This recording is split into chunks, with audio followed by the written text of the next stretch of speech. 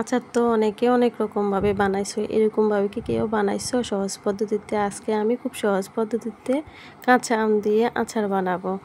Hello everyone, আসসালামু আলাইকুম। সবাই কেমন আছেন? আশা করি সবাই ভালো আছো। আজকে অনেক দিন পরে একটা ব্লগ নিয়ে হাজির হলাম তোমাদের সাথে। আমগুলোকে আমি কেটে তারপরে ধুয়ে ভালো করে রৌদ্রে শুকাইছি।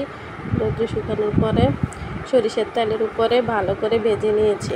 ভাজার পরে চিনি, তারপরে একটু লবণ দিছি, একটু রসুন দিছি, তারপরে একটু হলুদ গুঁড়া দিছি, মরিচ গুঁড়া দিছি, সব দিয়ে নেড়ে চেড়ে ভালোভাবে কালার আসতে থাকবে।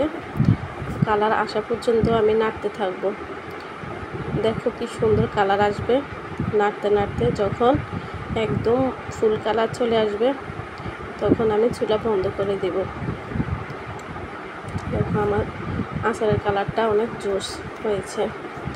তারপরে আমি একটু বিকেলবেলা ঘুরতে বের হয়েছি, আমার মেয়েদেরকে নিয়ে একটু ঘুরে ফিরে আসলাম। আমার বাড়ির চারদিকে অনেক সুন্দর সুন্দর গাছপালা আছে, একটু হেঁটে আসলাম। হাঁটার পরে আমি তারপরে ছাদে চলে আসলাম। ছাদ দিয়ে ঘোরার পরে ছাদে চলে আসলাম।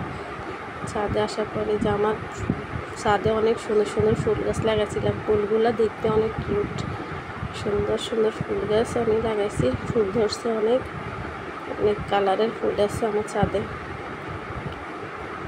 দেখতে অনেক সুন্দর হয়েছে ফুলগুলো। এটা কী ফুল আমি নাম জানি না, তোমরা জানলে কমেন্ট করে আমার জানাইও। তারপরে আজকের আকাশটাও অনেক সুন্দর ছিল। তারপরে আমি একটা অনলাইনে অর্ডার করে অনেকগুলো জামা কিনছিলাম। আজকে আমার পার্সেলটা আমার হাতে আসছে, সেটা তোমাদের সাথে শেয়ার করে নিলাম। বিকেলের নাস্তা করলাম। আমার চ্যানেলটা সাবস্ক্রাইব করে দিবা।